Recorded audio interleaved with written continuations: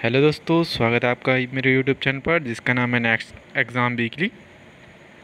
आज से हम एक सीरीज़ शुरू कर रहे हैं, वो है परीक्षावाणी। इसमें परीक्षावाणी के आपको पूरे क्वेश्चन मिलेंगे, पूरी परीक्षावाणी है दी गई है और इस हम पूरी परीक्षावाणी ख़त्म करेंगे 2 महीने में, यानी कि जब तक वीडियो BPDO पटवारी इसके एग्ज़ाम आते हैं तब तक हम इसकी पूरी सीरीज़ ख़त्म कर लेंगे।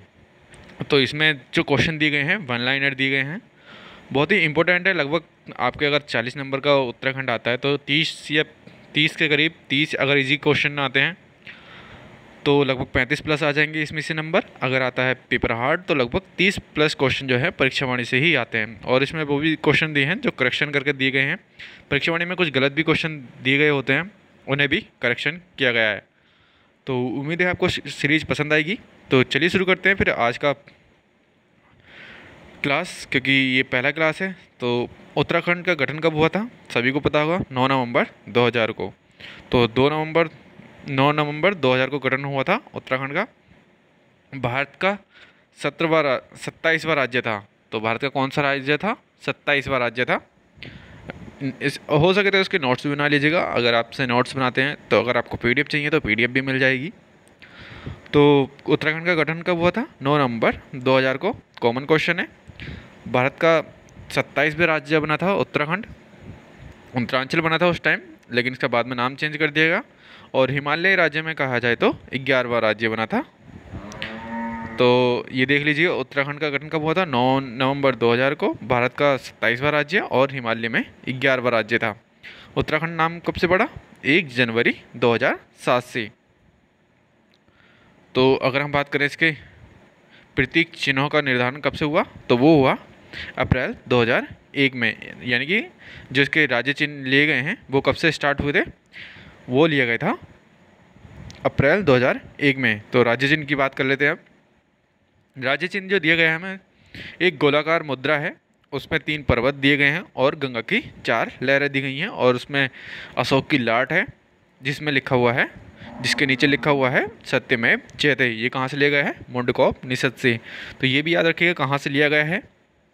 कैसा है कि 3 पर्वत हैं, एक गोलाकार है जिसमें 3 पर्वत हैं, नीचे गंगा की 4 लहरें हैं। और जो पर्वत का जो 3 पर्वत हैं उसमें बीच वाला पर्वत जो है ऊंचा है, बाकी जो नीचे हैं। और अशोक की लाट दी गई है, उसके नीचे लिखा हुआ है सत्यमेव जयते, जो कहाँ से लिया गया है? मुंडकौप से। तो पहले राज्य पुष्प की बात कर लेते हैं। इसका क्या नाम है? ब्रह्मकमल। राज्य पुष्प क्या है हमारा? ब्रह्मकमल। कितनी ऊंचाई पर पाया जाता है? तो ये पाया जाता है 4800 से 6000 मीटर की ऊंचाई तक पाया जाता है ब्रह्मकमल। वैज्ञानिक नाम क्या है? सोसुरिया अब अब्लेटा। तो याद रखिएगा, वैज्ञानिक नाम सोसुरिया अब ब्लेटा। और किस कुल का है? तो ये है एस्टेरेसी कुल का पौधा है। ये भी याद रखिए किस कुल का पौधा है।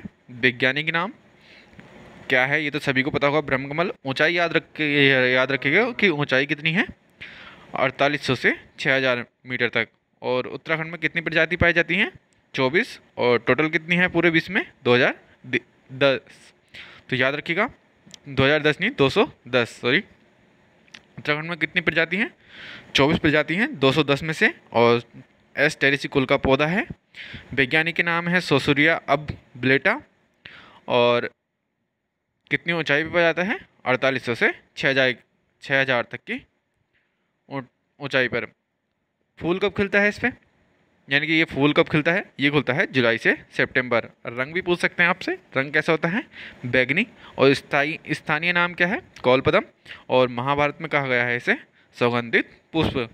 तो सभी चीज़ें याद रखिएगा। 7 इसके फैक्ट हैं, 7 के 7 याद रखना। ब्रह्मकमल 4800 से 6000 मीटर तक। वैज्ञानिक नाम है सोसुरिया अब अब्लेटा। कुल का है एस्टेरेसी कुल का। कुल प्रजाति उत्तराखंड में 24 पाई जाती हैं, 20 में 210 हैं। खिलने का समय याद रखिएगा जुलाई से सितंबर, यानी कि इस टाइम खिला हुआ होगा। और रंग की बात करें तो बैगनी। और स्थानीय नाम क्या है इसका? कौलपदम। और महाभारत में इसका कहा गया है सुगंधित पुष्प। तो नेक्स्ट देखते हैं राज्य पक्षी। राज्य पक्षी लगभग सभी को पता होगा, वो है मोनाल। और इसे कहा जाता है हिमालय का मयूर। हिमालय का मयूर कहा जाता है मोनाल को। ऊंचाई ऊंचाई याद रखिएगा, कितनी ऊंचाई तक पर पाया जाता है, तो 2500 से 5000 मीटर तक की ऊंचाई पे पाया जाता है। समुद्र तल की ऊंचाई से होती है ये 2500 से 5000 मीटर तक। वैज्ञानिक नाम भी याद रखिएगा, लोफोफोरस इम्पीजेनस। लोफोफोरस इम्पीजेनस, कई बार नाम लीजिएगा तब याद हो जाएगा। लोफोफोरस इम्पीजेनस। मोनाल, मोनाल मादा की नर प्रजाति है डफिया, जबकि मोनाल मादा है और इसका जो नर प्रजाति होती है वो होती है डफिया। स्थानीय नाम क्या है इसका? मुनाल अथवा मन्याल, जो स्थानीय लोग बोलते हैं इसे। पूंछ का रंग होता है हरा और प्रिय भोजन है इसका आलू। नेपाल का राष्ट्रीय पक्षी भी क्या है? मोनाल है, ये भी याद रखिएगा। नेपाल का राष्ट्रीय पक्षी मोनाल। पहले हिमाचल प्रदेश का भी राज्य पक्षी था लेकिन अब नहीं है। हिमाचल प्रदेश का वर्तमान राज्य पक्षी क्या है? जाजू राना। जाजू राना, ये याद रखिएगा। इसका वैज्ञानिक नाम तो आपको याद करने की ज़रूरत नहीं है क्योंकि वो अलग स्टेट का है। तो ये याद रखिएगा, पहले था लेकिन अब नहीं है, क्योंकि परीक्षावाणी में अभी वही नाम दे रखा है कि हिमाचल प्रदेश का भी है, लेकिन अब ये हट गया है। तो हिमाचल प्रदेश का ये याद रखिए कि वर्तमान में क्या है, तो वो है जाजू राना। चट्टान या पेड़ के छिद्र में अंडे देती है, यानी कि चट्टान या पेड़ के छिद्र में, जैसे आपने देखा होगा पेड़ में कहीं छिद्र हो जाता है तो वहाँ पर अंडे देती है, चट्टानों के बीच में अंडे देती है। तो याद रखिएगा इसके कुछ फैक्ट। क्या नाम है? मोनाल, हिमालय का मयूर, ऊंचाई है 2500 से 5000 मीटर तक। लोफोफोरस इम्पीजेनस इसका वैज्ञानिक नाम है, ये मादा है, और जबकि इसका नर प्रजाति क्या है? डफिया। स्थानीय नाम में इसे बुलाते हैं मुनाल अथवा मन्याल। पूंछ का रंग होता है हरा, प्रिय भोजन है इसका आलू। नेपाल का राष्ट्रीय पक्षी भी है ये, लेकिन हिमाचल प्रदेश का पहले था राष्ट्रीय राज्य पक्षी, लेकिन अब नहीं है। अब क्या है हिमाचल प्रदेश का? जाजू राना। अंडे कहाँ देता है ये? चट्टान या पेड़ के छिद्र में। नेक्स्ट बात कर लेते हैं, हमारा है राष्ट्रीय पशु। राष्ट्रीय पशु सभी को पता होगा, कस्तूरी मृग। इसे क्या बोलते हैं? Himalayan musk deer. ये चीज़ छोटे छोटे फैक्ट याद रखिएगा, कभी कभी ये पूरे उठ के ऐसे ही आ जाते हैं और उस टाइम थोड़ी कन्फ्यूजन हो जाती है कि हिमालय मस्क डियर या फिर ऊंचाई पूछ लेता है। तो कस्तूरी मृग कहाँ तक ऊंचाई पाया जाता है? 3600 से 4400 मीटर तक की ऊंचाई पर पाया जाता है कस्तूरी मृग। और इसका वैज्ञानिक क्या है? मास्कस काइसोगास्टर। याद रखिएगा, मास्कस काइसोगास्टर याद रखिएगा। इसकी प्रजाति कितनी है? 4। रंग कैसा होता है? भूरे रंग का, काले नीले का धब्बा। ये याद मत करिएगा, ज़्यादा बहुत तेज सूंघने व सुनने की शक्ति होती है कस्तूरी मृग में। सुरक्षा के लिए 2 बड़े दांत दिए गए होते हैं। औसत आयु 20 वर्ष, गर्भ निर्धारण अवधि 6 माह। कस्तूरी प्राप्ति केवल नर से होती है और 3 साल में केवल एक बार होती है। और कितनी प्राप्त होती है? 30 से 45 ग्राम। कस्तूरी क्या है? सुगंध वाला एक जटिल प्राकृतिक रसायन जो बहुत सी वैज्ञानिकों के लिए काम में आता है, दवाइयों के लिए।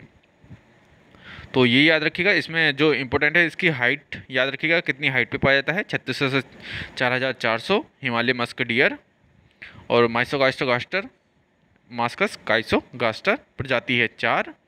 बाकी आपको याद क्या करना है इसमें कि कितने सालों में इससे पाया जाता है और कितना निकलता है। तो 30 से 45 ग्राम कस्तूरी मृग प्राप्त होता है। तो कस्तूरी मृग संरक्षण के लिए कार्य किए गए हैं। कस्तूरी मृग बिहार, यानी कि केदारनाथ वन्य जीव बिहार बनाया गया है 1972 में। वो कस्तूरी मृग के संरक्षण के लिए ही बनाया गया है।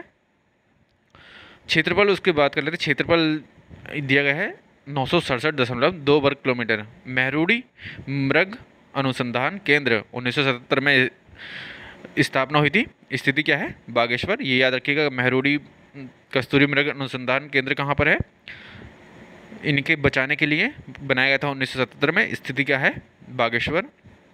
कस्तूरी मृग प्रजनन एवं संरक्षण केंद्र, ये बनाया गया है 1982 में। और स्थिति क्या है? कांचुला खर्क। तो देखिए, प्रजनन एवं संरक्षण याद रखिएगा कहाँ पर है? चमोली में है 1982 में। पहले जो उन्होंने सोचा था कि खाली हम इसको सेव कर लेंगे तभी शायद इनकी प्रजाति बढ़ जाएगी, लेकिन इनकी जनसंख्या बढ़ी नहीं, तो उसके लिए क्या बनाया? कस्तूरी मृग प्रजनन एवं संरक्षण केंद्र बनाया 1982 में। और स्थिति क्या है? कांचुला खर्क। कहाँ पर पड़ता है ये? चमोली में। अस्कोट अभ्यारण्य बनाया गया है 1986 में। सर्वाधिक जो हमारे कस्तूरी मृग पाए जाते हैं वह पाए जाते हैं अस्कोट अभ्यारण्य में। स्थिति क्या है? पिथौरागढ़, याद रखिएगा। और इसका क्षेत्रफल क्या है? इसका क्षेत्र है 600 वर्ग किलोमीटर, याद रखिएगा। जो देखिए फेमस जो है केदारनाथ वन्यजीव अभ्यारण्य है कस्तूरी मृग के लिए, लेकिन सबसे ज़्यादा कस्तूरी मृग कहाँ पाए जाते हैं? अस्कोट अभ्यारण्य में। ये दोनों चीज़ अलग अलग हैं, फैक्ट याद रखिएगा। नेक्स्ट देख लेते हैं, आज की फिर वीडियो ख़त्म करेंगे। इसके बाद राज्य वृक्ष ब्रांस, राज्य वृक्ष क्या है हमारा? ब्रांस। और इसकी ऊंचाई कितनी होती है? 1500 से 4000 मीटर तक पाया जाता है ब्रांस, ये याद रखिएगा। विशुद्ध रूप से पर्वतीय वृक्ष है, यानी कि ये समतल में नहीं पाया जाता, ये पाया जाता है केवल पर्वतीय क्षेत्रों में। वानस्पतिक नाम याद रखिएगा, क्या है? Rhododendron arboreum. सभी चीज़ के वैज्ञानिक नाम तो याद रखिएगा, साथ में उनकी ऊंचाई, ये तो बहुत ही इंपॉर्टेंट है कि कितनी ऊंचाई पर जाता है। और क्या इसका वानस्पतिक नाम है? Rhododendron arboreum. रंग कैसा होता है? चटक लाल होता है। खिलने का समय होता है फरवरी से अप्रैल तक। और गुण क्या होता है? फूलों का जूस जो है इसके हृदय के लिए उपयुक्त और रंग भी बनाए जाते हैं। संरक्षित वृक्ष कब से घोषित किया गया है इसे? ये गया है 1974 से। तो ये याद रखिएगा, इम्पोर्टेंट क्वेश्चन है कि ब्रांस को कब संरक्षित वृक्ष घोषित किया गया। बहुत ही इंपॉर्टेंट क्वेश्चन है, 1974 से। और इसमें जो इम्पोर्टेंट है इसका वानस्पतिक नाम याद रखिएगा और उसकी ऊंचाई याद रखिएगा। तो ये था आज की क्लास। उम्मीद है आपको वीडियो पसंद आई होगी। वीडियो पसंद आई तो वीडियो को लाइक कीजिएगा, चैनल को सब्सक्राइब कर लीजिएगा। और इसकी हम जल्दी फिर अगला पार्ट लेकर आएंगे। मैं तो हर डे लगभग मैं डालूँगा इसकी वीडियो, अगर आपका रिस्पॉन्स सही आता है तो रोज़ वीडियो आती रहेगी। इससे क्या होगा, नई जो बच्चे तैयारी करते हैं उन्हें थोड़ा सहारा मिलेगा, क्योंकि परीक्षावाड़ी में बहुत सी चीज़ें ब्रीफ में दे रखी हुई, यहाँ मैंने थोड़ा छोटा कर दिया है उसको। तो यहीं ख़त्म करते हैं वीडियो को। धन्यवाद।